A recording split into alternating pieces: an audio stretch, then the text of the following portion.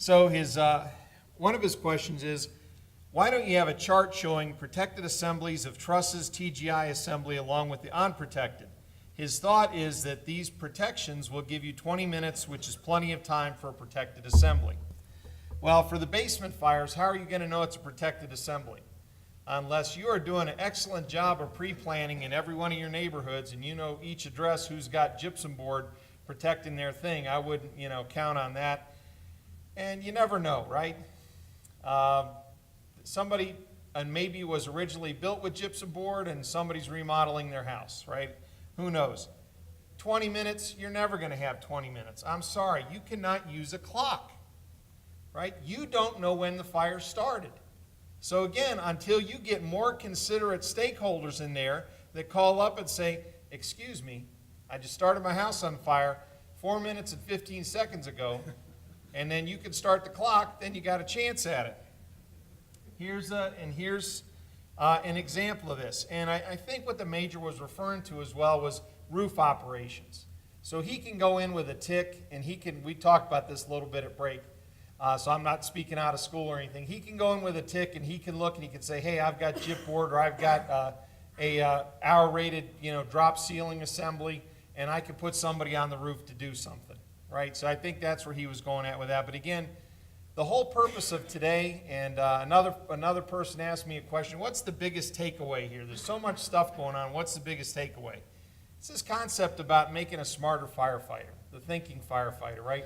If you have a better understanding of how that fire in the box is going to work and what different levers you can use, controlling the air or controlling the heat with water to adjust it, it's not doing this by a checklist or doing it by a procedure. It's doing it by giving you the tools to make an evaluation and say, you know what, for this particular case, for this time of day, for this house, for the number of guys I have, this is what we're going to do on this fire. It's giving you more options and opening up the toolbox. In this particular incident here, we've got a couple of issues that tie to a protected ceiling, as well as timing and ventilation. Just as it follows on, until you start putting water on it, you're not going to have a good day. This was a fire in a brownstone in Brooklyn. This is a high-dollar neighborhood. This is a very nice house, over $1 million, well-kept, wonderful place. Mom basically left a curling iron near some clothes in their bedroom, upper story rear of the house, and then took the kids to school. She was gone about 45 minutes. When she comes back, she hears the smoke alarm activated.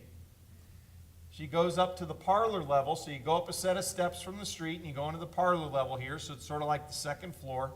Opens the door, again, smoke alarm is blaring, starts going up the stairs, looks up to the top of the stairs and sees smoke filling the upstairs. She comes down the stairs and calls 911. What kind of questions does the 911 dispatcher ask her? Is everybody out of the structure? Well, where are you? I'm calling from the house. So again, this gets kind of translated as what? Person trapped. So everybody's going. They're going to make a rescue. Rescue 2 goes in. And they make a primary search upstairs. It's warm. It's smoky. Ladder company gets there. This is an older structure that has a lot of skylights in it. And I'll show you a drawing, show you where some of the skylights are. But basically, in less than a minute, that ladder company has made over 40 square feet of vertical vent because they've got skylights that they're just popping out. In fact, the skylight that's lined up with the bedroom side here, they said that when they punched it in, the frame and everything just collapsed into the room, and flame came out of the hole.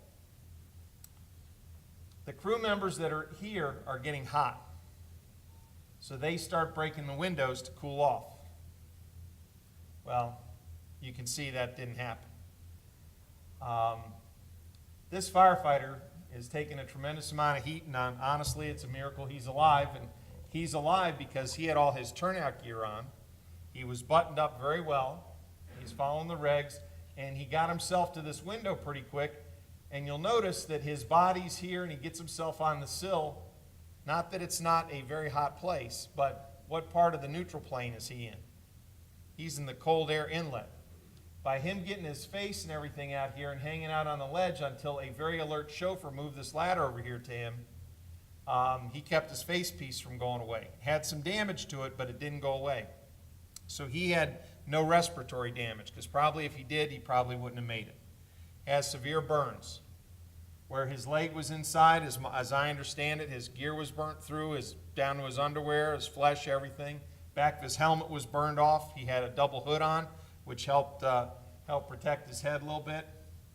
And once they got him out on the ladder, they hit him with a hose line right away, cool him off. There's another firefighter with him, Firefighter Gersbach. He goes back in the hallway here, and he's on fire. Well, the hose is to the top of the stairs. They're about ready to make their attack. They see the Firefighter Gersbach on fire. They whip the line around and soak him with water, put him out, and he's treated and released that day with a couple of blisters. So he didn't have to endure quite as long as Firefighter Weedman. So let's sort of take a look at this house. So here's side A after the fact. Here's the rear, side C. Needless to say, you've got an entire block of brownstones. Did they do a 360? Not right away. Their practice is they sent a firefighter through the ground floor, and then he looks up at the rear, and when he got there, he reported that there were flames out the window. Now, when you have multiple companies descending on a house like this, potentially with a person trapped, this is where the coordination can potentially get a little out of sync, right? That would have been nice to know, perhaps, before crews had made a commitment to being inside. That might have been nice to know before they start venting doing the vertical ventilation. Here's what it looks like. We've got the fire in the rear bedroom here. This is referred to as a railroad flat because this room is connected to this room, is connected to this room, is connected to this room, really with little or no compartmentation. There's some glass doors here and a small hollow core door here, just a big door opening here. When you come up the stairs from the first floor, the stairway's here, you can enter the rear room from the hallway, or you can enter the front room for the hallway, or this they refer to as the dead man's room. But you cannot get to these two rooms from the hallway. There's a very large skylight that's over these two rooms here, a skylight over at the top of the stairs, a skylight in the bathroom, and a scuttle, 2x2 scuttle here in the hall. So the fire's back here, it's self-vented, they open the front door, fresh air's coming in, feeding the fire, and it's blowing out the rear. Then they start breaking the skylights. What does that do? Now, if you were ever going to get ahead of a fire, having 40 square feet of opening, I would think would help you get ahead of that fire pretty quick. But it didn't, did it? Just made the fire bigger. Well, here was a cockloft area that was protected by gypsum board. Right? How long does gypsum board last? 30 minutes tops. We got a 30 minutes tops from the chief. We've run fire-tested NIST where half-inch gypsum board, once it's exposed to flame, is failing in 7 minutes. So somewhere in there, right? We got a range. The key thing here is the gypsum board went away by the time the fire department got there. We had burning in the cockloft. Where's the worst place to have fuel in a fire? On the ceiling, right? So this is just like that basement scenario all over again. Were they expecting that in a neighborhood where homes are millions of dollars? Probably not. But excess fuel that you might not have been expecting. When we look at the room in the front, you can see they hooked the gypsum board to look for extension. You can see there was lath underneath it, and then you have the joists. This is the window that the firefighter went out of. These are the windows they broke. You can see that this was post-flashover, but it didn't burn for nearly as long because if you ever see the video on YouTube of this, as soon as after they got done hitting firefighter Gersbach with the hose line, they whipped the line over here and the fire was out in seconds. Here's the stairs. One thing you'll notice is that there's a lot of railings missing from the stairs, and this is part of their training, that if they tear these out so if they need to bail out, they can just roll down the stairs. When I went to the scene the day after the fire, there's a lot of people meeting you on the curb. Everybody wants to talk, and I'm trying to get some pictures and make sure I document the scene and whatnot. And it really didn't dawn on me why I had to climb a ladder to go upstairs. And then as we were coming back down, I realized, I was on a ladder because the bottom 3 stairs are broken out and the newel post is ripped out. Well, that's because there were so many firefighters that needed to get downstairs in a hurry.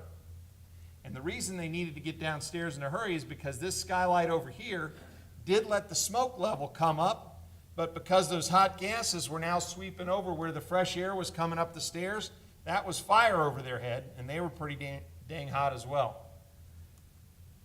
And of course, here we talked about the neutral plane. So here's a quick timeline that we used for the model with regard to the front door open, the rear window starting to fail, the Luan door dividing one of the bedrooms is open, the front window gets opened up, and then the skylights start coming out, the skylights and the scuttle and the windows. So within a very short period of time, a little more than a minute, we've got all this ventilation occurring. So this is on the bedroom side of the house, and this is on the stairway side of the house. This is the upper level, and you can see initially we've got the fire out here venting forward, and we've got heat here. So basically, if it's red, it's above 1,000 degrees F, and the green is sort of around 500 to 400, so we've got a lot of stuff pyrolyzing, but nothing burning just yet. And we've got smoke banked down all the way to the stair here, and that's sitting at around maybe 250, 350, 300 degrees, something like that. Then we have all the ventilation. Well, what do you notice? There, the smoke level in the stair lifted up, but now it's burning. Right now it's flames overhead. We can see we've got flames coming out of the skylight on this side.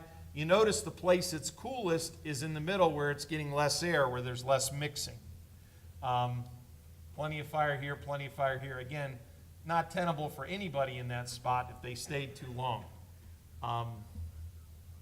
So the key thing is, even though that was a place that had gypsum board there and protected that wood, by the time the firefighters got there and got engaged, it was gone. So I sort of hope that answers the question. It also shows this idea that when we present this information to some of the chiefs, it's kind of interesting. You can tell where their background came from when you're talking to staff chiefs, because all of a sudden, as I'm walking out of the room, done with the presentation, I hear guys saying, "I told you couldn't put a fire out with a pike pole." So you know that there's an engine guy talking to a truckie guy.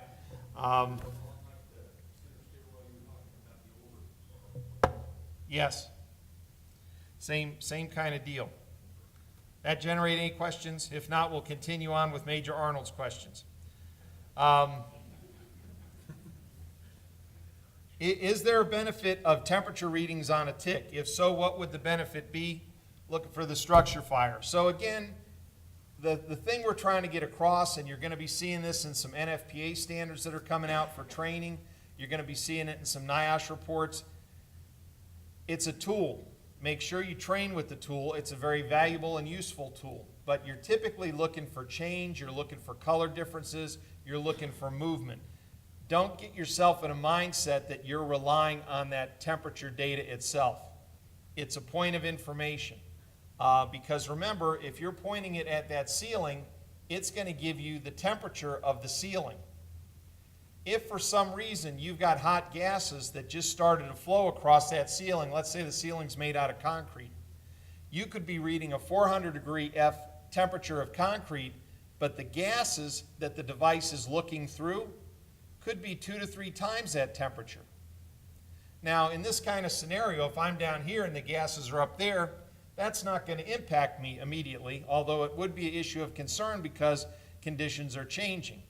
But if you're in a building with an 8-foot ceiling and that's going on, or you're in a concrete or masonry apartment building that just had a window blowout, and all of a sudden you've got very high levels of energy going through, and you're thinking to yourself, well, I'm okay because the temperature of the wall is 400 degrees, or you end up looking at the temperature of the wall 3 feet above the floor instead of where your face is, those are the kind of things that you got to keep in mind. So just don't get tied to reading the temperature and saying it's okay. And again, it cannot see through things. As I understand it, there was as part of the Houston incident, that's part of their practice to read the ceiling temperature. And this was in that structural collapse they had. I guess it's coming up on 2 years ago, where they lost the 4 firefighters and the 1 captain was terribly injured, you know. Before they went in, they checked the ceiling temperature and it wasn't so bad. Well, why wasn't it so bad? You know, the fire's above it and they're looking at an insulating material. All the heat's going up. You got to think, you know, bigger picture. Where did that challenge start with? Well, the size up. If you've got a big volume and you've got smoke coming out of this big volume, and I don't care what color it is, it could be white, could be blue, could be black. If you've got smoke filling that volume, what did you say, Chief? Smoke is fuel? Smoke is fuel. You got a big problem, and you need to start thinking about what you're going to do about that before you commit resources. There's a good video that you can see on the Brett Tarver fatality out of Phoenix from years ago. They had a grocery store, pretty big volume, smoke coming out of everywhere, and yet they had folks on the roof climbing over the parapet wall, making vents in the roof. Why? You've got a structure greater than 100 feet on the side and you're making 4x4 vents or 8x8 vents. What on earth do you think you're going to do? That's going to overwhelm that. In some preliminary testing we're doing with vertical ventilation, we're seeing that the heat release rate from one sofa is about what a 4x4 vent can handle. So you get 2 sofas and some carpeting going, or 2 sofas and an easy boy chair and some carpeting going, you're going to overwhelm that vent. What does that mean? That means that you're going to introduce more fresh air. The gases that are trapped in there are going to ignite and spread fire toward the other low pressure vent, which is the front door you just opened. Right?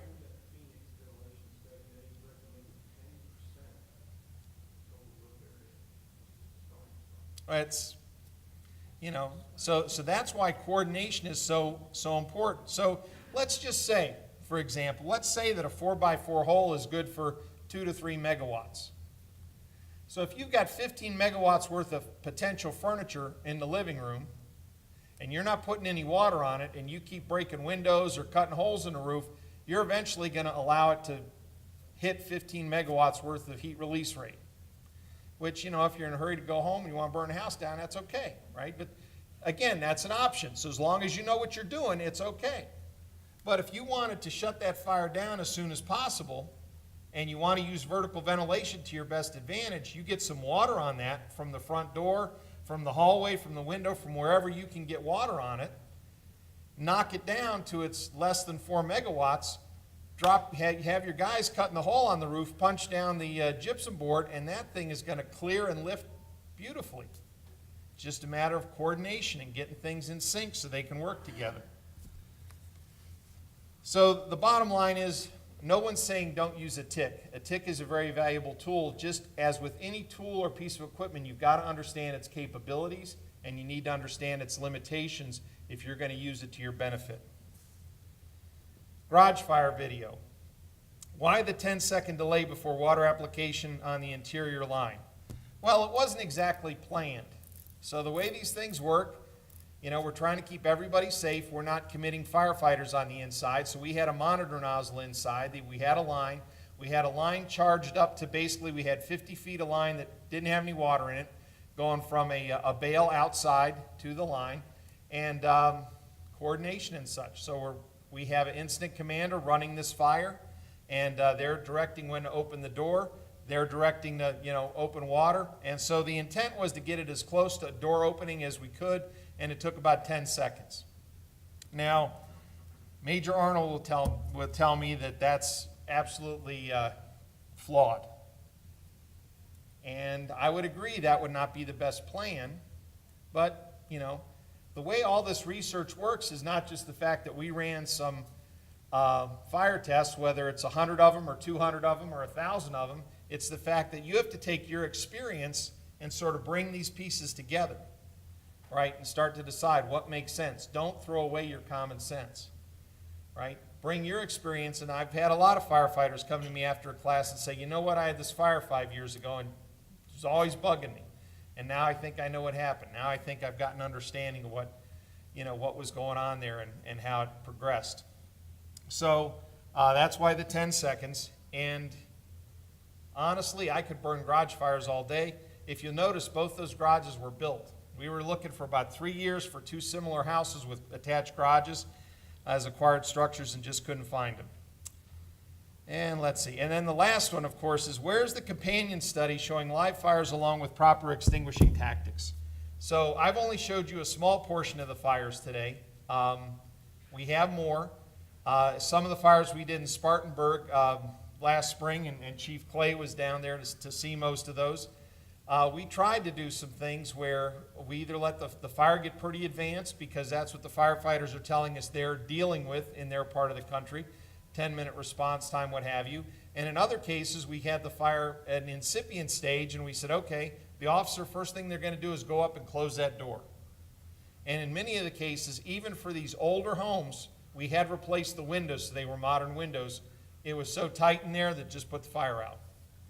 So we were trying to do some things to see if we would generate more CO back in the back bedroom by closing the door, and then try to draw the fire through and do some other things, and basically just couldn't get the fire going. So there's more than what you saw today, certainly, and hopefully when we have limitations on how many tests we can do, usually what we try to do is extremes. Here's the best case, here's sort of the worst case, and life is in between, right?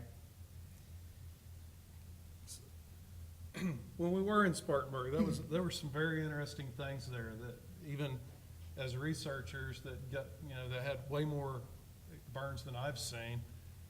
The joke was just bring some ventilation with you, or some counter ventilation. Like, we shut the door and the fire went out.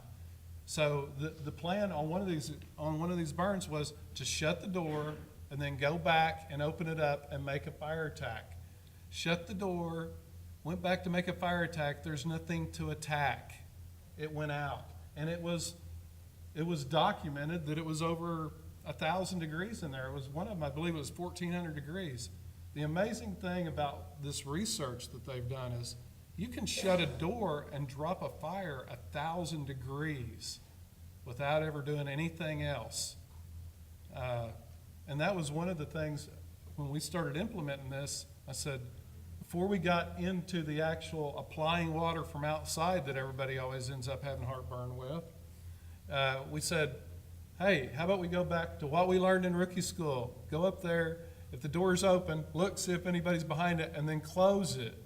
Or if you force the door, nobody is as fast as they think they are. You force the door, pull it back two. You don't have to pull it back and lock it like you're leaving, but pull it back two, because it's going to take you a certain amount of time to get your bunker gear on, get your face piece up, bleed your line, and move to the interior with the proper NFPA 1500 safeties. So, I mean, even some of the stuff that we saw, and the rest of the guys from NIST were like, didn't think that was going to happen. There was another thing. What was the deal where we were going to do one experiment, applied water, and then we're going to let it regenerate? Found out if a fire gets below 400 degrees, it almost won't regenerate in those conditions. So a minimal amount of water applied, and we sat there for over 5 minutes. Remember that one? Yeah. Sat there for over 5 minutes waiting for it to regenerate so we could go on with another portion of the experiment.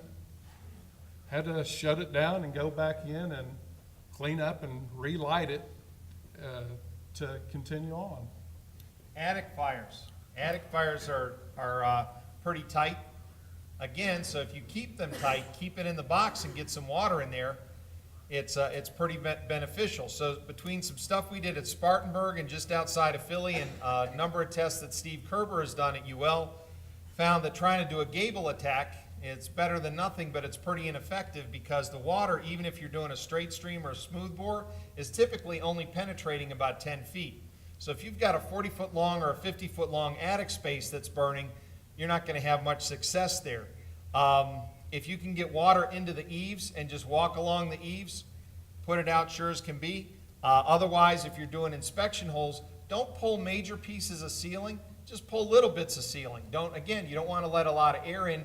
You don't want to become one with the compartment, and get some water up there that way, and you'll knock it down. Yeah, the attic fire seems to be a big one, because I've seen a lot of videos, and we've also seen it with our own fire department, where folks want to jump on the roof and start ventilating from the top. And if you provide that confined space that's already in a ventilation limited state, the fire is, and you provide it with more air, it's going to get bigger. And so when we see all this fire coming out of this large vertical ventilation hole, and they're thinking they're redirecting the fire, well, actually, they're making the fire larger. I mean, really introduce, if you can't get to the eaves and walk along the eaves, then you have to find a way to limit the amount of air that's accessible to the fire, you know, getting a small hole at the gable end, or, you know, if it's safe to get underneath it and, you know, puncture a small hole where you can direct your hose line into that attic space, that's more effective. But pulling a lot of ceiling immediately or opening a hole from the top side, it isn't the answer. Attic spaces are normally filled with, you know, things that we don't want in our possession. Maybe sometimes there's pictures and stuff like that. But there are a lot of combustible items up there. Fires love to live in that space because it's dry, it's hot, and there's plenty of fuel. All it needs is air. And the more air you introduce, you know, the more fire you get. So you got to cool it. The other thing I wanted to comment on is the door control, and Chief Clay mentioned it, because we've heard the argument against it. If you shut the door, then you're going to increase the carbon monoxide levels, thereby killing everybody who's inside. Now, if you read most of the policies that I've seen, and this includes LA County structure fire policy that we have in the process of approving, it says as you get to the fire, if it's not showing itself and you can't reset it, then yeah, you're going to have to open that door. So you're going to have to force entry, open, check to see if you can find the individual who may be in there in that, you know, first 10 feet or so. Meanwhile, the line is coming behind you, being pulled and charged, the nozzle being bled. At that time, if I can't find anybody inside, you shut the door, you wait until he's ready, you open the door, and you start making your way. At that time, you would have an individual who's assigned to door control. When is door control not necessary? It's when you have, Steve Kerber likes to use the term upper hand. So it means you have more GPM, more cooling measures than the fire is creating BTUs. That's when you have the upper hand. So if you have the advantage in that interior space, and it doesn't matter how much air comes in, because it's basically fuel limited, then you know what? You don't need a person at the door. However, the advantage of having a person at the door controlling that airflow is not only the reason why we have them there. The other reason is because of accountability issues. I mean, if we know we have a fairly large house, we're going to do a lot of searching, and you know, we want to have accountability at that main egress point, which is normally the first point of entrance. So it just makes sense. Now, those fire departments that don't have many people, you're saying, you know, you're responding with 2, you're responding with 3. As you start getting more resources showing up on the incident, then you bump them inside as they arrive. So I may start with door control, but I may go inside, and I may be at a different pinch point in a hallway. And that's just good practice. You know, we want to account for our personnel inside. We want to monitor how much airflow is going inside. And the other thing is, the person asks, so who's the individual who has to sit at the door? That seems like it's really boring. Well, that's the most important position on the fire ground, because they are monitoring the flow path. They're monitoring the bidirectional flow at the door. They're monitoring the amount of airflow that's coming in. So if I know that, you know, if I have that individual who's got experienced eyes and been on a lot of fires and been around the fire department and understands these concepts, they should be at the door, because they know what to look for when things start going bad. And that's why they're there. They can limit the air. They can open the door as we start to get the upper hand, and we know that we're creating more white smoke, and we're kind of overwhelming the fire. You see less inflow of air inside of the structure, you know, then you open the door. But you need an experienced individual that understands that and can see it. Any questions from here? I think you went through all your cards, didn't you? Oh, no, I've got. Oh, you got more? I Okay. I got a question, Chief. You on attacking attic fires from the exterior, What's LA County's experience on that? You talk about walking the eve. Well, one of the problems we have in LA County is that we don't have events. A lot of them are boxed in now, especially if you're tucked up against the wildland. You can't have a open eve. So accessing it from the eaves just isn't an option. If you have a gable end, that's a possibility, but you're limited to how much water you can get into that gable end vent.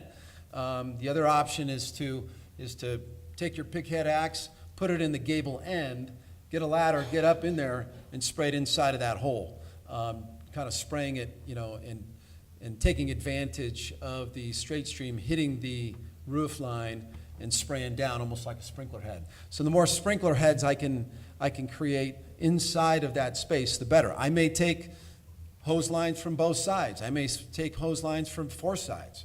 That's the option. The other issue with attic fires is that oftentimes we have, what we're looking at, it looks like a house that was built with a common attic, isn't a common attic. You have roofs on tops of roofs, and you have additions that are boxed off from the rest of the structure. So you got to make sure that you get the hose line in the right place to cool that area.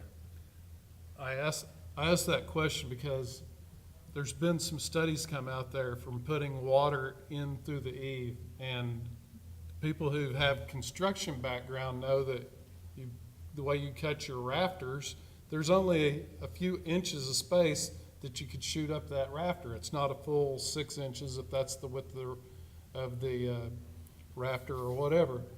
It surprised me because they did this in Spartanburg.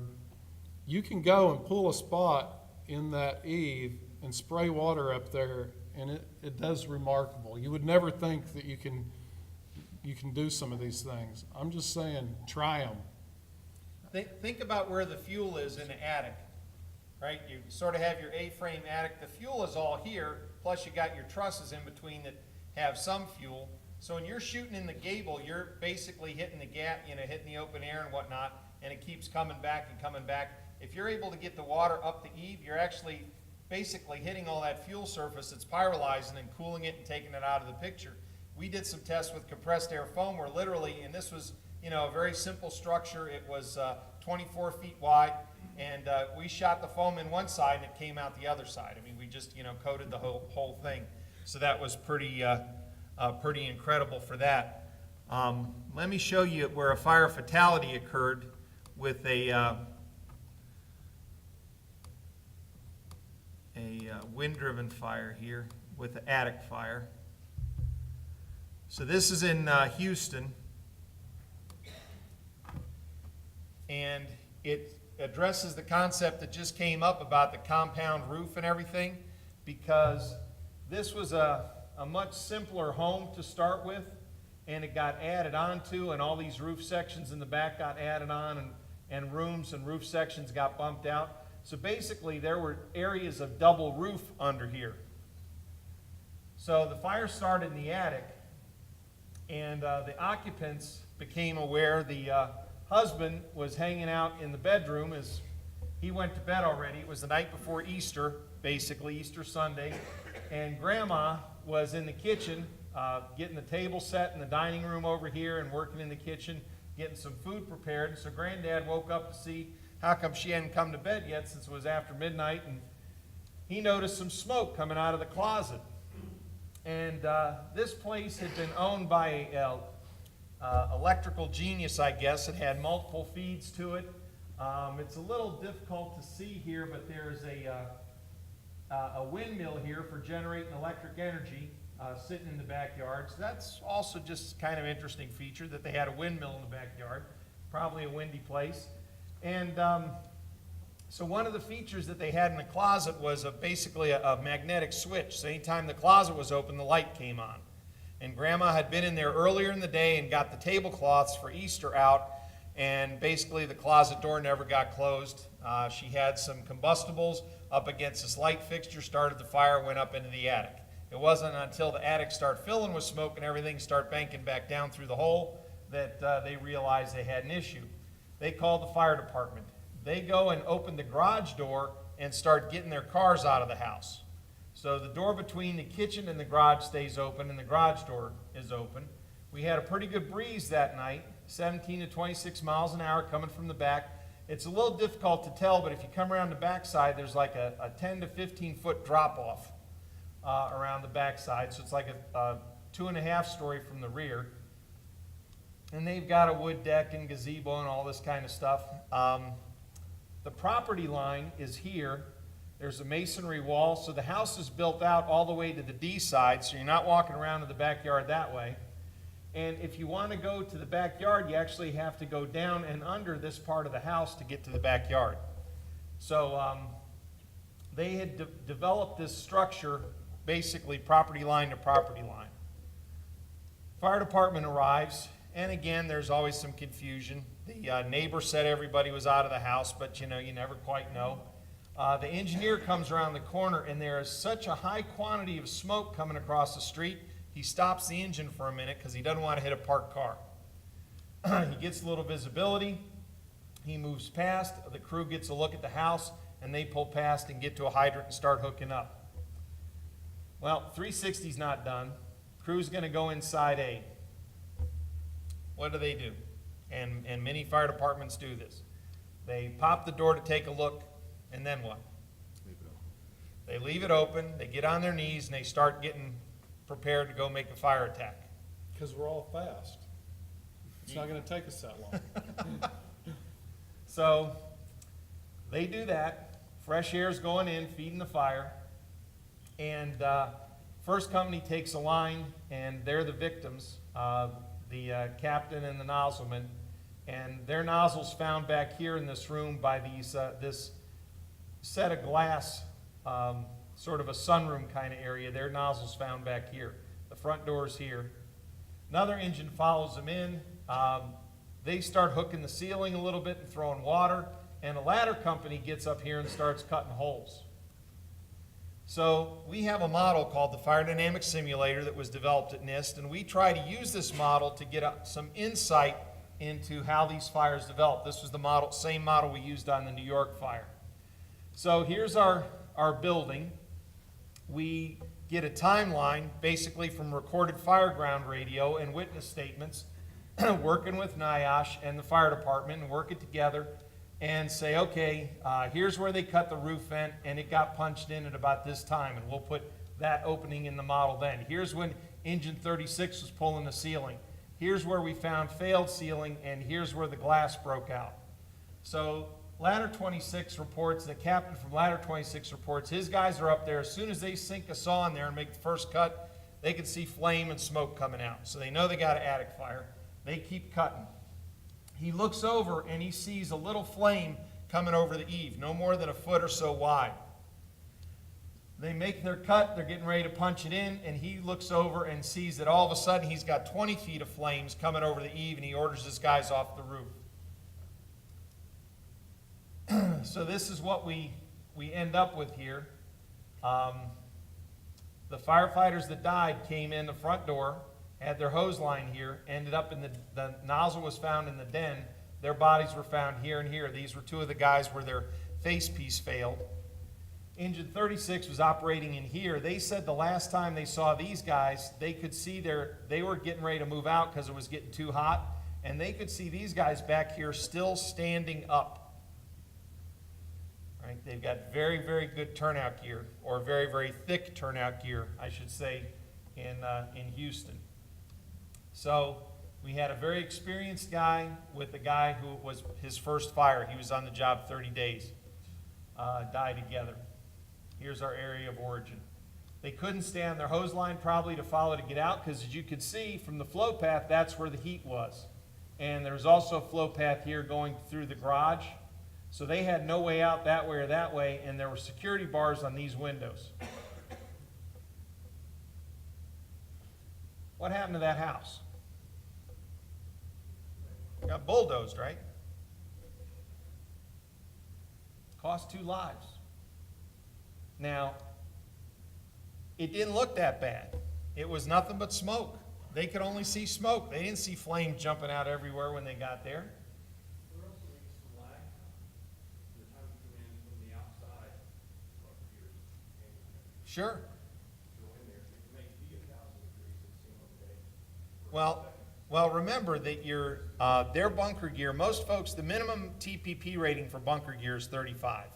Most folks, for their departments, buy gear that has a TPP rating of, say, 40, 45, something like that. So it's a little more than the minimum. In Houston, parts of their turnout jacket are rated at over 150.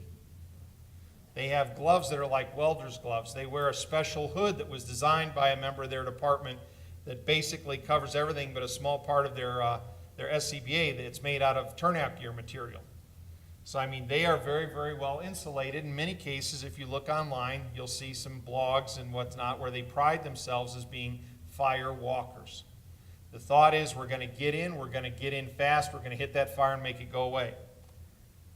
This fire in that several thousand square foot house, which had involved the entire attic, was too big for them to make it go away real quick. And they got bit. But the message here, I'm sure you guys have some windy days in Oklahoma. You really got to pay attention to the wind. You've got to keep the wind at your back. The big change, the big ramp up in energy, the big thing that caught these guys that would not allow them to get safely out of the building was the fact that these windows failed. Now, we don't know if they failed due to a hose stream. We don't know if the fire failed them. All we know is they failed. And when they failed, that introduced a lot of fresh air. That set up this path where before this was a bidirectional vent at the front door. Hot gases out the top, cool air on the bottom. And all of a sudden that's a unidirectional vent, hot gas out, because we got the high pressure area here. High pressure goes to low pressure, hot goes to cold. Feeding that fire, increasing the heat release rate, making the conditions untenable. So if you're an officer and you're putting a crew in on the downwind side of a building that may not look that bad at the time, you're rolling the dice, right? If for whatever reason a piece of glass less than a 1/4 inch thick fails, that could literally be their death warrant, right? Because they won't be able to outrun it. They had a charged hose line. As far as we know, they were flowing a charged hose line. Wasn't enough. So, you know, did the fact that there were multiple roofs there and that they were burning asphalt shingles up in the attic make a difference? Sure. Didn't hurt anything, right? It's additional fuel. The den, you know, had sofas in it, hardwood floor that was burning, all kinds of stuff that was burning. You know, it's all there, but this is what shows the flow at the front door. Here at the 3-foot level, we've got inflow 10 seconds before the glass fails. 10 seconds after the glass fails, it's all outflow at a much higher velocity. And this is no different than fighting a grass fire, a brush fire, when the wind is coming at your face and you know the fire's over there. I wouldn't stay in this grass field and let the fire come at me. I mean, there's just no way. You have to fight them. They call it anchoring. You anchor the base of the fire, the heel of the fire. And this is no different. And we just don't think that way with structure fires. In this particular incident, I mean, you are in a sea of synthetics, and you have this fire and the wind blowing at you while you're in this sea of synthetics. You're in a bad place. And we do need to consider that as we're attacking structure fires on a windy day. It's just different thought process. You got anything else for us? Sure. Let me go back in time about 15 years, because I think, I think you guys are running out of energy. I'm not hearing any questions. And so maybe we can use this fire to sort of see what we've learned in the past 15 years. Cherry Road fire, Washington, D.C. Ventilation-induced flashover, flow path, and speed of transition to flashover. It's showing 2 stories on the front, 3 stories on the back with the walkout basement. Fire happened a little after midnight, so visibility's not very good. What are the other things that happen to fire departments routinely? Well, the second due ladder truck that was supposed to show up for this fire had been out of service. So somebody else arrived. They came later. They had to park in a different spot. The guys are walking through backyards and everything trying to get ladders to the rear of the structure here. Took a little bit extra time. They bounced the ladder off this window, didn't break. These windows were opened by the occupants, and they left the ladder up there in case anybody needed to bail out, and they start going back over the backyard and everything over the hills out to the street to get another ladder to put here. By the time they came back, this lower door had been vented, and basically their ladder that was sitting here, the lanyard on it was burning already, and flames were coming out of the basement.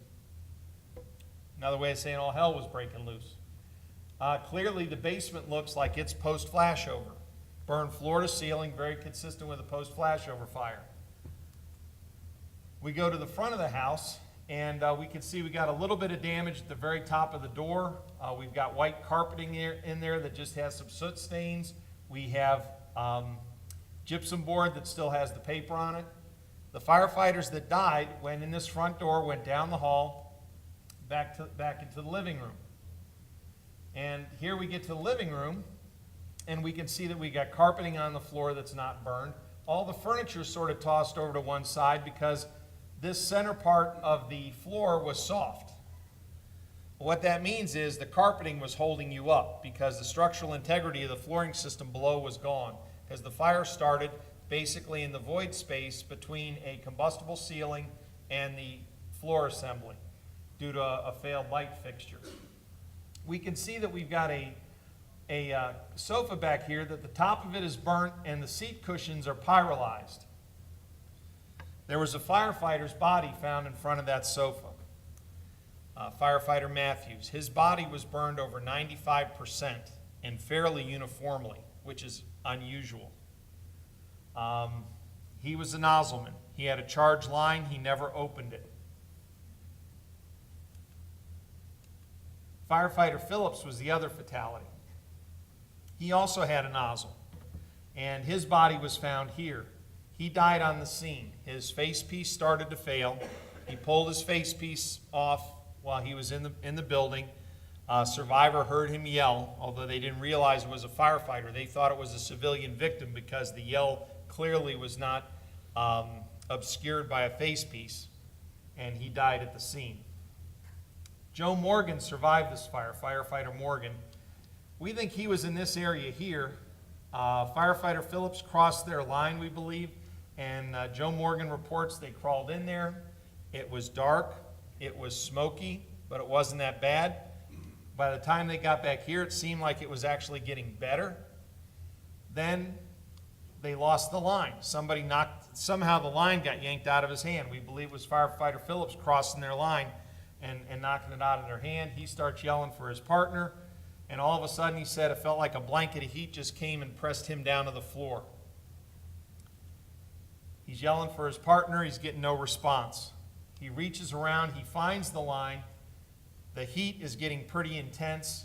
He sees what he thinks are flashes of orange near the ceiling. He just opens the line at the ceiling and follows the line and gets himself out of the door. And he had no radio, and he talks about situational awareness to firefighters when he tells this story because nobody was coming to save him. Right? Nobody knew he was in trouble. There was no Mayday ever called on this fire, and nobody was coming for him. So if he just tried to hunker down somewhere, we wouldn't be talking to him. We wouldn't have the pleasure of talking to him today. He had no idea how badly burned he was. He made it to the door. Basically, his fellow firefighters could tell he was injured very badly, and he's quickly put in an ambulance and taken away, and spends many, many months in the burn unit. I don't know if any of you have that big firefighter book, sort of a big red coffee table kind of thing with a plastic insert. Well, if you look at the chapter on burn injuries, they're following Joe Morgan's burn injuries as he's getting the treatment. Certainly a painful and long process. So what happened? 2 hose lines came in here. Joe Morgan was the backup line. Firefighter Matthews' body was here. Firefighter Phillips' body was here. His nozzle was here at the top of the stairs. This stair door was always kept open. The homeowners had their basement finished. It had thin wood paneling over furring strips and studs and had combustible ceiling tile. It was part of their living space. They had a tapestry over this door and always kept that door wide open.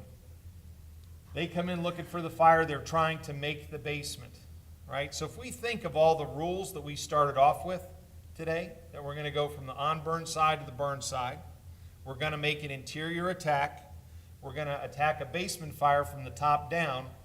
These guys were following their training to the T. They just didn't make the basement. While they're doing that, downstairs, where the fire had originated and is darkened down already because it's run out of oxygen, so nobody sees any fire, there's some miscommunication about who is supposed to search the first floor. So there's some charged hose lines back here and a rescue company back here, and they break the sliding glass doors and start to search the first floor. They really weren't the ones that were being talked to about the first floor. What happens when they broke the door to a box that's got hot fuel gases in it? Ventilation-induced flashover, right? Well, these guys can see it coming. The guys that crawl in, when they immediately crawl in, they can't see a thing. They can't see their hand in front of their face. They can't see anything. They go inside. They think they get in about 10 feet, and they start to see the floor lighten up. Ceiling tiles that had dropped are now getting the fresh air, and they're rekindling and reigniting. So they turn around, and they're amazed because when they turn around, they can see firefighters' boots and flashlights, and to them it was miraculous. It's like somebody literally cut a hole in the smoke so they could see how to get out. What is that? Air entrainment, right? Air entrainment, the gravity current, whatever you want to call it. They were below the neutral plane, right? Air's coming in about 10 miles an hour, literally pushing soot out of the way so they could see to get out. They make it out. Shortly thereafter, flames are following them outside. The officer in the rear says, "Can we flow water?" No. He says, "We got flames coming up, going up the backside of the structure. Can we flow water?" No. Why is the incident commander telling that officer no? Because we don't flow water from the outside. We're going to steam people, right? We got 2 hose lines in there. We don't want to have opposing hose streams. If you're on the job and you've got firefighters in a building and you see the fire getting bigger, you know, it's easy for me to say I don't have that responsibility, but I would consider it CPR. They're dead unless you take some pretty dramatic action. And if you got to break their ribs to bring them back to life, I think most people are okay with that, right? If you got to steam them a little bit, even if that were to happen, that would be okay a little bit because what they're facing is worse. We have this argument in fire departments across the country where firefighters are more concerned about steam injury than they are being exposed to 2,000-degree flames. Now, wait a minute. This steam, this hot water vapor is hanging around 200 Fahrenheit. What about the 2,000 F? What about the 200 kilowatts per meter squared? I think part of it gets back to the culture, the kitchen table. There are many guys that have had steam burns that come back to the kitchen table and talk about it. The guys that interact with the 2,000-degree flames for more than a few seconds never get a chance to come back to the kitchen table to talk about it. So I think there's, some misperception there. So again, the traditional culture was followed. No water was applied from the basement level. So what happens? We've got 5 firefighters on the first floor. 2 end up dying. 1 is burned over 65% of his body, and 2 others got out with very little injury. They were in the front part of the building. The room where the line of duty deaths occurred had limited thermal damage. No flashover occurred upstairs. And both fatalities had charge lines and never opened them. So again, we build a model. Here's the front door. Go down the hall. Here's where all the action was in the rear. And we've got a nice timeline from when the first call came in. 7 minutes later, the firefighters are going in the front door. That's when we're kind of starting our model. Front windows open in 120 seconds. The basement door, the slider on side C, is open at 140. The other side's open at 160. 40 seconds later, they're reporting the basement's fully involved. Right? You saw that in the Chicago videos today, right? Smoke, open the door, flash over. It's between this time and this time when they say the fire's extending up to the first floor from the rear that the firefighters were injured. So what we're looking at here is a cutaway of the stairs. This is the basement. This is side C. This is side A. This is a closet here that you're looking at, so it's going to be a little misleading. But what we're looking at is the flow path coming from the basement, going up the stairs, and to where firefighter Morgan was, and firefighter Matthews was, and firefighter Phillips was. We're darkened down. 820 C is 1500 degrees F or higher. Once they vent in the rear, you can see how this high momentum gas flow comes, goes across the ceiling, down the back wall, and right over the position where firefighter Matthews was. He was directly in the hot convective flow. It pushed him to the ground and he never got up. Going to replay it one more time to take a look. Firefighter Phillips' nozzle was in front of the open door. He caught a lot of the heat on the front side and melted his facepiece, and he fell off to the side, and we believe Joe Morgan was in this area here. So we're coming up on 100 seconds. The firefighters are in the building. 120 seconds, they vent the kitchen window. 140 seconds, they start to vent the basement doors. We transition to flash over in the basement.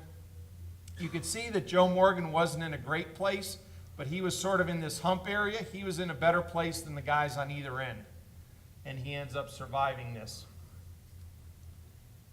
It's just as red down here where the stairs are burned, the rails burned off, the light fixtures melted, there's all sorts of thermal damage, the gypsum board is destroyed, and yet we don't have any of that kind of damage up here. Didn't have enough oxygen to burn up here. Let's look at the oxygen. Red is 0% oxygen, blue is 21% oxygen. So again, blue is good, red is bad. Let's see how oxygen depleted it gets up here. It's basically just like having a fire in a chimney. It carries so much air with it that it can burn, and when it burns that air, it's done burning. You just have really hot gases. We're down below 4% oxygen levels here. 6 to 4% oxygen levels. Very little burning, if any, can go. That's why we don't have the radiant energy. We don't have the flaming combustion to burn the paper off the gypboard very fast. That's why the upstairs is intact so well.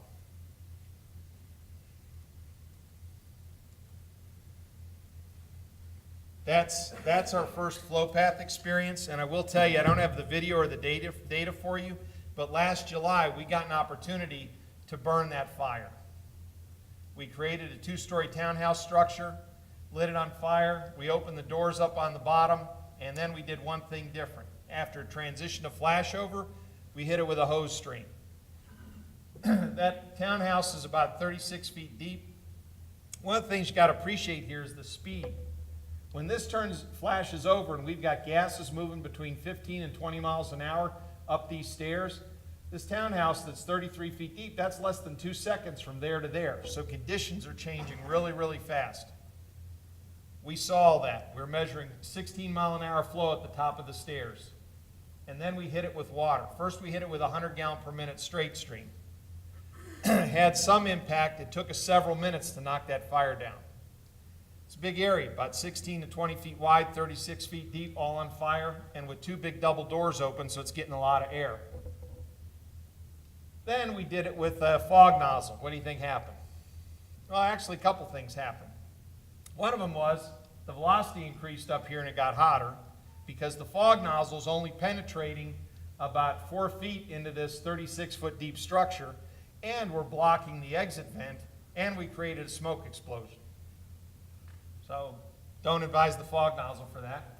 Then we bumped it up to 180 gallon a minute smooth bore, and we controlled that fire in about 30 to 40 seconds and did not do any, only cooled things up here. So again, we're still doing research even for line of duty deaths that occurred 15 years ago to make sure we really understand and try to learn and see what the limits of the hose streams are and how the hose streams affect things in terms of ventilation as well as suppression. Did that generate any questions? We're preaching to the choir here. They're all, only Major Arnold had questions. Yes, sir. I want to back up on door control. Sure. I send a crew in, and I turn to someone and say, okay, you're in charge of controlling the door. What the heck are they supposed to be doing? Hold the door closed, open it up, rip it off the hinges, what? Yeah, don't rip it off the hinges. We want to keep the door there. So, yeah, they have a lot of responsibilities. In addition to controlling the amount of airflow that's introduced into the structure, They're also the accountability officer, not officer, but they're responsible for knowing who's going in and out. And even more importantly, they're reading the smoke at the door.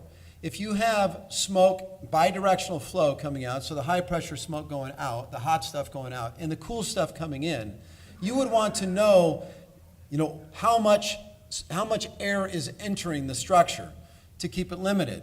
So in order to do that, you can actually watch it.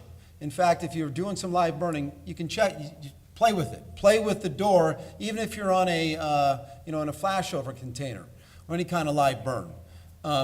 You start messing around with that door and you'll find that, wow, I can get a good, there could be, 10-mile-an-hour breeze coming in. There's nothing going on outside. It's not, you don't have any breeze outside, but if you have it hot enough inside of that structure, you will draw a lot of air in, and you'll be able to see the debris coming through the threshold.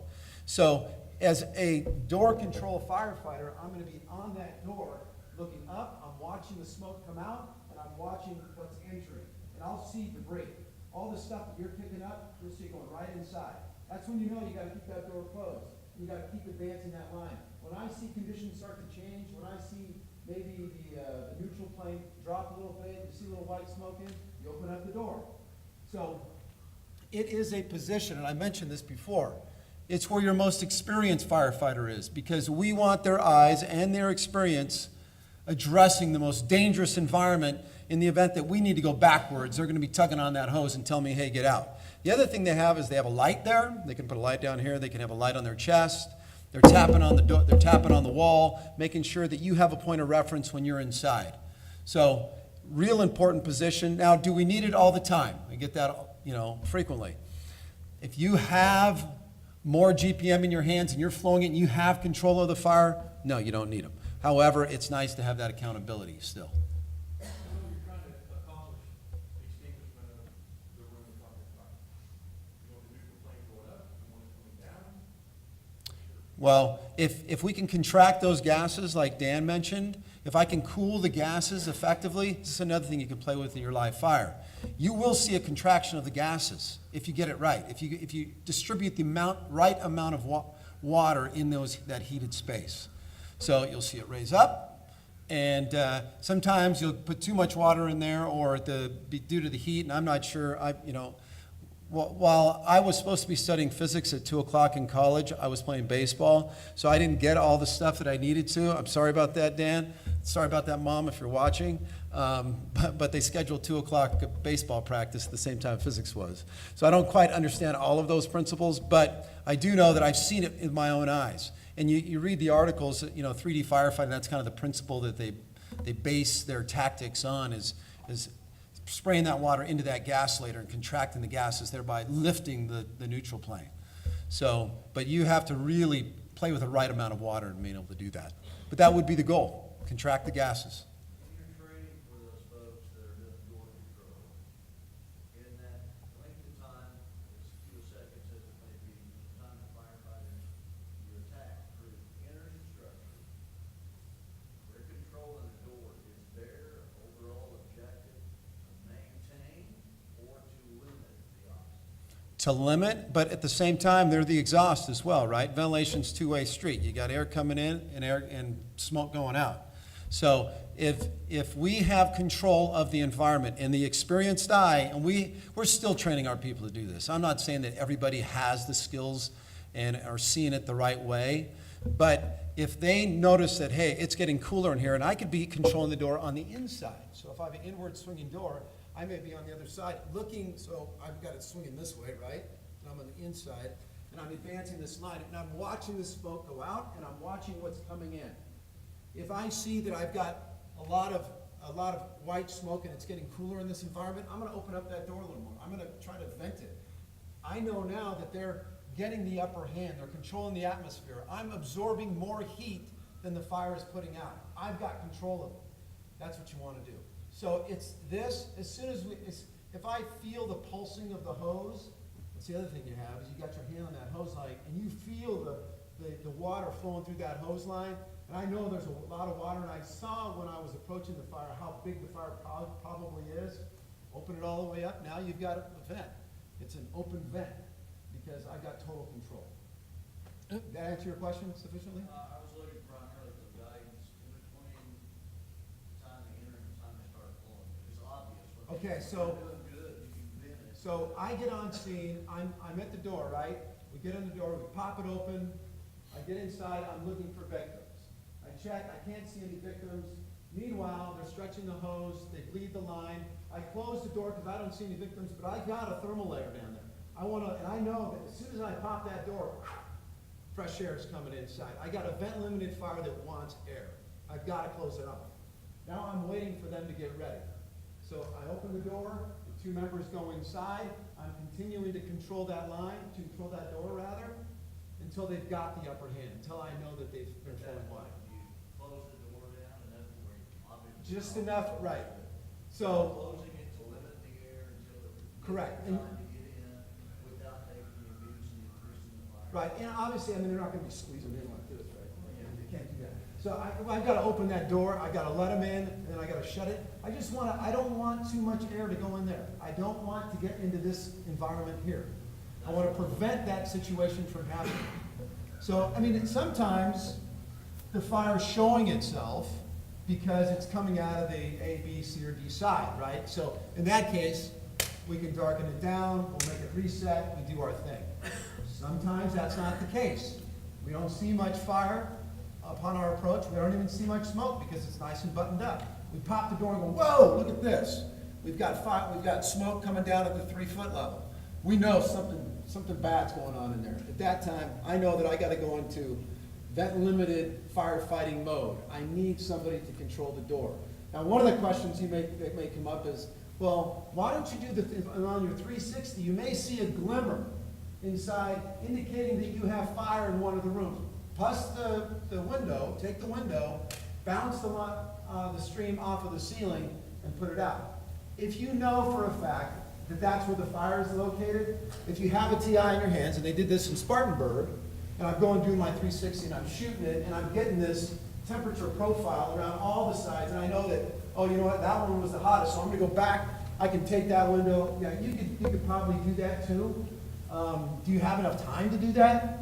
Typically, you know, American firefighters, we don't have that many people on scene to take the time to have somebody go around and then determine where they're gonna take the window and then take a line over there. In our department, chief, that's where we talk about that's a gamble. Yep. Are you a gambler? Yeah. Because when you take that window, what happens? It's not like a door, it's not on hinges. That's right. It's You can't open. control it. So we tell our folks, I would prefer you do a full 360 and then assign somebody, if you want them to take that window, to take it, because now you've just bet I can control this fire with that tactic. Same thing goes with the roll-up doors. You got a roll-up, you got a man door. And, you know, folks want to jump on the saw, I got this tool in my hand, watch me use it. And they're going. Now you have an uncontrolled opening. Especially you have a large occupancy, a big commercial tilt up, and you've got smoke coming out of different orifices, and you're not quite sure where that is. And you pop the first thing that you do is you open up that big space. Well, it's an uncontrolled opening, there's a lot of air going in. If you've got a fire that's suffering in a certain area of the structure, and it just needs more air, you can get a flashover in those conditions as well. Even though, because remember, a lot of these larger buildings were compartmentalized in certain areas in the manufacturing areas. So go for the man door, pop it, check what's going on, then make your decisions on how you're gonna get those large lines. Obviously, if you're gonna have to take a bigger cut out of the roll-up door, you do it. But start off with limiting the air. One other thing on door control, remember, it's a temporary tactic. And when I sold this to our department, I have a presentation that talks about fire as a living thing. What's it need? It's just like us, it needs oxygen. If you look at the way smoke behaves in these fires, what happens whenever that fire gets generating itself and it's lacking oxygen? If it's only got one opening, it'll puff. If that's the only opening it's got, that smoke will come in, it'll exit some smoke out. It's inhaling and it's exhaling just like a living human being.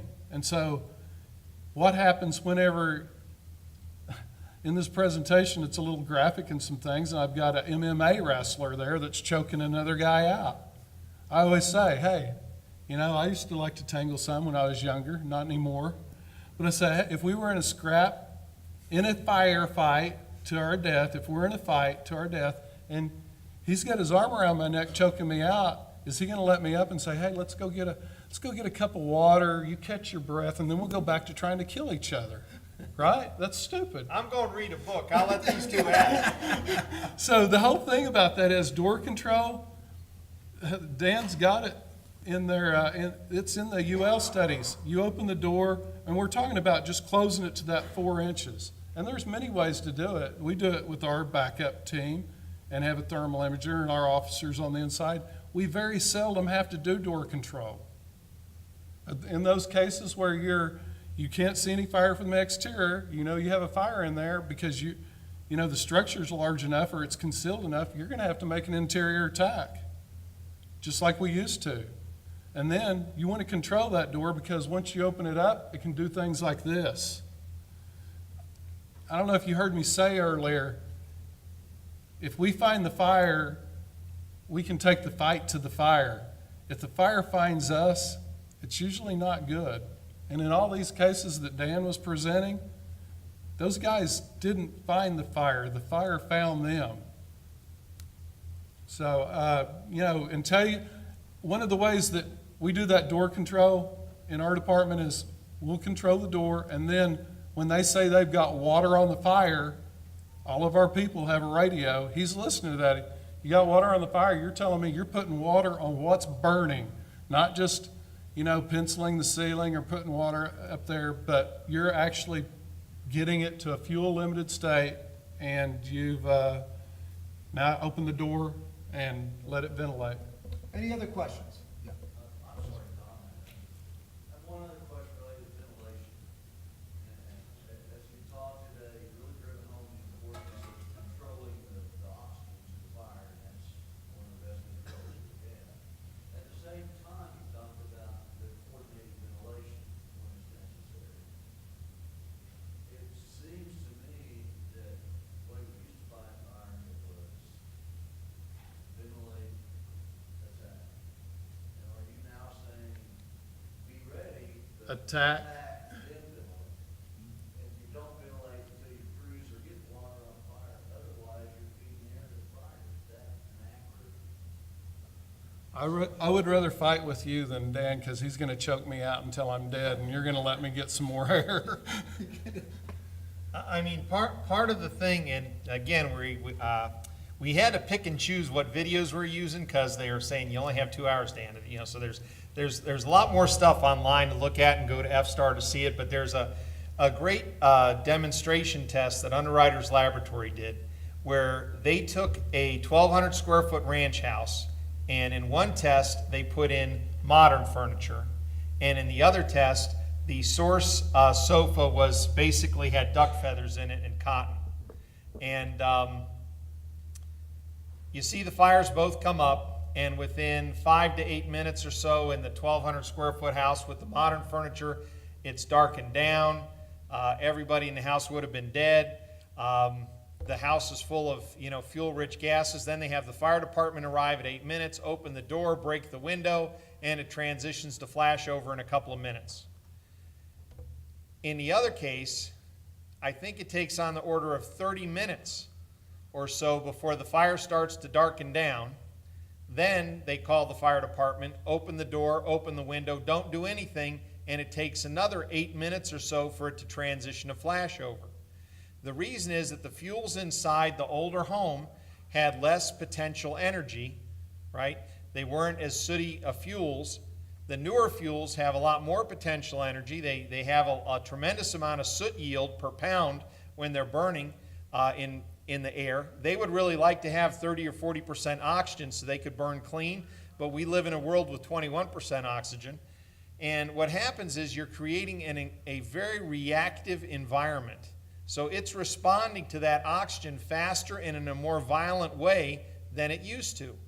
So when Granddad was going around and they opened the door and they walked around, did whatever, they had some time, right? You're losing that luxury of time due to this very quick response. The other thing is, in the old school test, when it darkened down, the peak temperature, I think, was like 600 or 400 degrees F.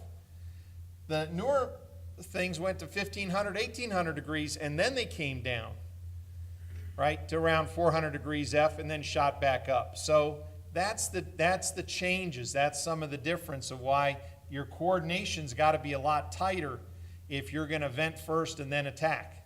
I mean, it still can be done, but you better have drilled and drilled and drilled and drilled, because you don't have a lot of room for error. No room for error. So our weakness is the A and B straight leg. Well, if you listen to the Slicers video and some of the other things, the way some departments are doing it is they're using the Slicers acronym for, doing size up, locating the fire, isolating, all that kind of stuff. That's on the company level. And then they're still sort of keeping the other terminology, whatever they've adopted, be it RECIO or whatever, at a more strategic level for the battalion chiefs. You know, I was recently reviewing our, these are lessons that were given to me that we had taught our recruits with, 5, 6 years ago. And it was interesting because I felt like when we were talking about ventilation in these presentations, it was like it was an isolated event.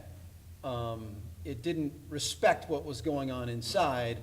The information that was being shared was, it's all about ventilation. It didn't talk anything about coordination, and ventilation was key to lifting the atmosphere, to improving the environment, to assist with, more life safety, which is not necessarily the case. We were That's taught what we're it's finding. all good. Yeah, we were taught it No was all bad. good. But so now we're reworking these lessons and, to include more coordination, and that's real important. The other thing I want to talk about was the chief calls it resetting the fire, which I really like. I like the fact that Oklahoma City is announcing it over the radio, so you can track an event. So that means, it tells me a lot when somebody says, I've reset the fire. That means the fire was showing upon arrival. It could have started on the outside, it could have started on the inside, and then taken a window, and maybe it extended up into the attic space. There's a lot of things I'm thinking about just with that one comment. And the reason we say that reset, where we played that was a single company, you might have another company ready to make an interior attack, and as soon as you say it's reset, that tells them, hit it, go. Right. And the other thing it does is that, so we have, you have two operational modes, right? You have offensive and defensive. And we've used the term transitional kind of loosely, and some have defined it as a defensive tactic, some have defined it as an offensive tactic. Well, you should never have offensive and defensive in the same fire, going on at the same time. You can have it in the same fire at different times, but you shouldn't have it going on at the same time, right? You shouldn't have one group thinking we're offensive and the other group thinking we're defensive. That's dangerous. That is the reason why the Cherry Road incident happened the way it did, is that they thought that they had these interior crews, I couldn't spray water in there because I'm gonna steam them. So transitional attack is the way, the way we define it in our policy, is an offensive you're in the offensive operational mode.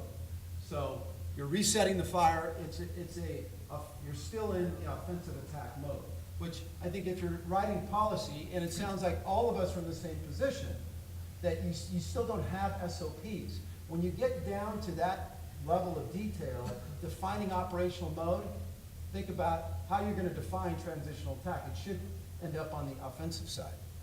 And that brings up a great point, and we've had a lot of discussion about this in the essentials meetings and in NFPA meetings and others. And currently, whether it's offensive strategy or a defensive strategy, is solely based right now on where you're standing, right? If you're standing outside, you're defensive. If you're going for an interior, it's offensive. And what we'd like to do is change that definition. It should be based on the direction you're moving.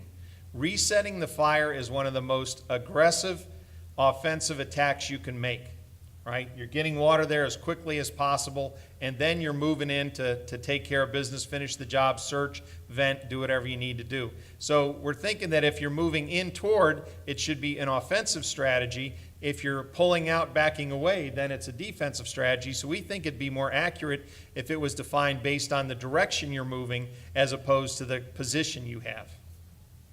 Be interested in your thoughts on that.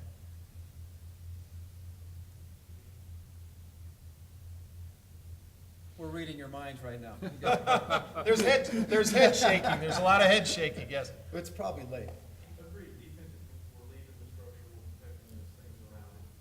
It's gone. Well, and, right, and the other thing is that when we're offensive, and I have a person at door control, and we know that the smoke is getting really bad, it's not cooling down, and even though we've got people, we're penetrating, we're trying to cool the gases while we're making entry, but conditions are not improving with the hose lines we have inside, and maybe because the configuration of the fuel, the box, all of those things could be playing into that, well, we're just not able to attain the upper hand. What do? Get the heck out. Get out. We go backwards. That person at the door is responsible for making sure that they're reading those conditions. They're looking at and they're saying, wow, look at my thermal layer has dropped. It's getting hotter. I'm inside. I can't control it any longer. I'm telling the folks to get out. I'm knocking on the door. I've got my light flashing. Get out, get out, get out. Get them out. We can avoid these things. Position to each officer on the fire ground, we just use transitional. They don't know necessarily. In my mind, transitional means as soon as we get to a certain point, we're gonna go ahead and go inside.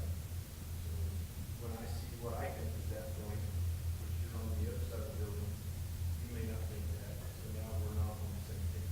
We're not either offense or defense. We're somewhere in the middle.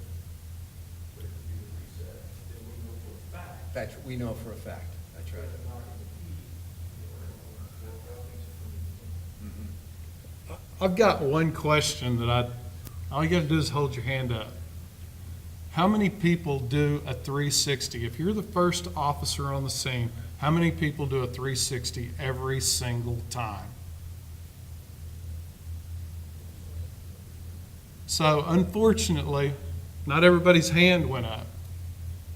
And that, I think hopefully through these presentations today, that you understand that if you're in this type of fight, you've got to know where to strike, because you may not get a second chance at it. You may not get a second blow at it. You need to do a 360 for sure, so you know where the fire is. Identify. I mean, we go back to the old days. When I first came on the fire department, man, there was always a chief officer or somebody or an officer there that told you, hey, it's down the hallway and it's to the left. It's in the back bedroom, or it's here, or it's here. Now, it seems like, and I think we're, like everybody else, now it seems like there's a lot of times that we feel the urgency because of the situation that we arrived to see, that we're just going to go in there and fight. And that's not an efficient way, and it's a deadly way in some cases to operate. So I can leave you with one thing. Please, get back in the habit of doing those 360s so you can apply whatever tactic you need in a quick and efficient manner. My parting words. Could I ask a question? Yes. Could you tell us that when you do the training fires, how you set that up to teach this principle? Ooh. Well, we teach in both fixed structures and containers, and we have done some acquired structures. Acquired structures are a little more difficult, we feel. It takes too much prep time. But it's all about getting your fuel right and making sure you have the right amount of fuel to get the thermal layering that you want. And a lot of times you won't get a whole lot of air entrainment. With the flashover container you can, but that's just a whole different environment. But if you're just doing containers, you got to be careful on how much fuel you're using. And we run it where we do a flashover container where it's all flow path stuff. We just start messing with the door. And our instructors can be heard with their 8 students inside the box. And it's just using that door to entrain air, limit the air, and they can see the fire and what it does. And he's using his hose line to control the atmosphere. and occasionally he'll knock it down, darken it down, and then let it rebuild, and we'll do it all over again. So it's all a flow path door control exercise. It's not about looking at the flashover. And then we take them to a multi-level container system, and we have fire going on the first floor and fire going on the second floor. And we try to get a bi-directional flow out of the first floor door, and we exercise the door control there, and we bring in 4 groups of 4-person engine companies, and we run it like a real fire. So it's got an incident command system, the whole bit. You're responding in just like the real thing. And you've got the first engine company has to execute door control, and then they bump up, and then they get into pinch points, and they're controlling the gases as they're going in and all that. So, and I'll just leave you one thing too. Nobody goes to work thinking, oh, today is going to be my day. I'm going to have the Cherry Road incident. It just doesn't happen when we come to work. And so these caught people by surprise. They saw things that maybe they hadn't seen before. But as you can see by what Dan has presented to us, it's the same thing. The fire is going to behave to certain physical parameters every time. It may behave a little differently because you have the parameters influencing how the fire will move, but it's the same physical parameters. It has to abide by the laws of physics. So it's our inability to see things and to recognize the laws of physics and how they're influencing the fire's behavior. We also know that we can almost squish down all those crazy math problems that really make the fire work into a simple triangle.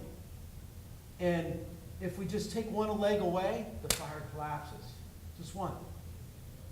And so when we get on scene, if we recognize it, it's really that easy. And if we go through evolutions where we're watching video and talking to our crews and getting them to understand the concepts, and then getting out and becoming effective hose stretchers and effective forceful entry doers and effective at controlling the door, we will be better firefighters at saving lives and more property. Thanks for having me today, too.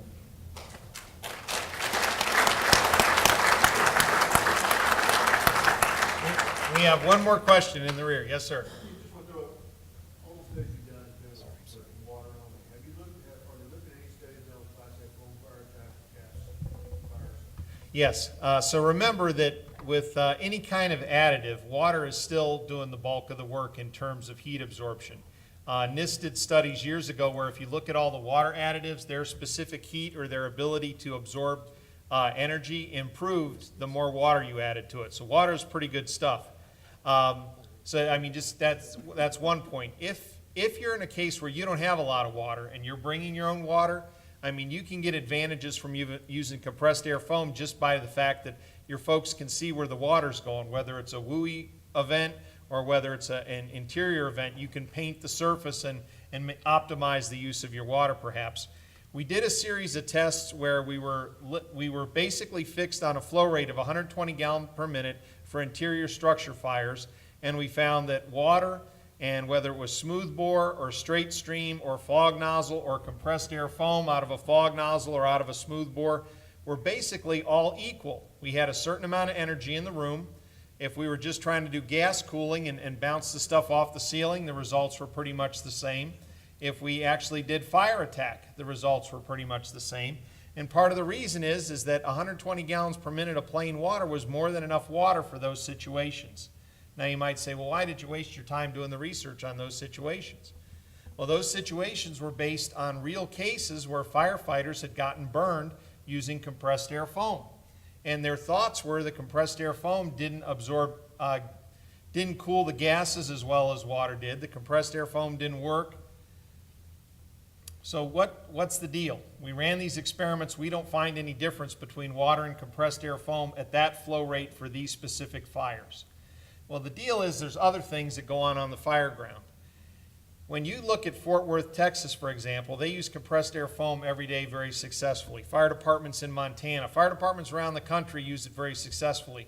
Typically, those fire departments start fighting fire from the outside and working their way in. What about the fire departments that have made significant investments in 37 CAFS engines or tried to utilize CAFS for 10 years and gave up? Interior-oriented departments. So they're taking a CAFS line up 2 flights of stairs to a garden apartment, going in the garden apartment and taking it to the bedroom where the fire is before they open the line. That CAFS has changed a little bit because the line is charged, it's pumping, so you've got a dry slug of foam, and it may only last a couple of seconds. But it's a drier foam than what's going to come through the line 10 seconds later. And so if your experience or your lack of training or whatever teaches you that when you open it and it sounds different, or it seems like a dry foam explosion or whatever, and your instinct is to shut the bail and shut it down, you're going to come away with the feeling that it didn't absorb very much heat, and I don't like this.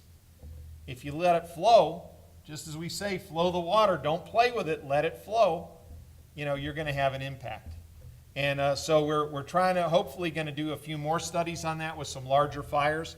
That basement fire that I talked to you about where we flowed 100 gallons and it took several minutes to get it, I think that would be a good challenge to do 100 gallons with CAFs, 100 gallons per minute with CAFs, and see if it knocked it down any faster, because now we're actually challenging the water.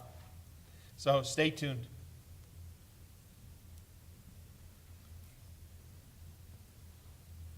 I got one follow-up question on that, because I was just thinking sort of the same thing. Flow path, the tactical concept of PPV on an initial fire attack, how's that going to affect the flow path? Well, there's a limited amount of work that NIST did a number of years ago, and we know that the positive news is that we want you to be on the inlet side. So if you've got the fan behind you, right, keep the wind at your back, that's a positive thing. But we also know that if we're going to introduce more oxygen into a hot, fuel-rich environment, gaseous environment, the fire is going to get bigger, and that's been documented. So the importance there is that you have the appropriate vent so that the fire energy is actually leaving the structure. It's getting bigger and leaving the structure. Training, right? That is a very complicated thing. So now and I'll tell you why we stopped studying PPV for a while. Because after we started and we realized that most of the fire service didn't understand the impact of ventilation, natural ventilation, on a fire. We thought, man, now we're going to give them, fans and rocket boosters and all this other stuff. So, you really have to know what you're doing. You really have to train with your department. It can be an effective tool. You can use it very, very effectively. A lot of these departments, they'll make an exterior knock on the fire, force the front door, turn on the fan, and have their guys go in with great success. So it's, train your guys, make sure they know where the off switch is so that if they turn it on and they don't get what they expected, they could shut it off and stop that, right, and then regroup and start over. And there are still some unknowns with regard to sizes of the vents and locations of the vents and whatnot. And as I understand it, Underwriters Laboratory got a grant to look at PPA, positive pressure attack, and they're going to be running those experiments, pardon me, I think in January and February of next year.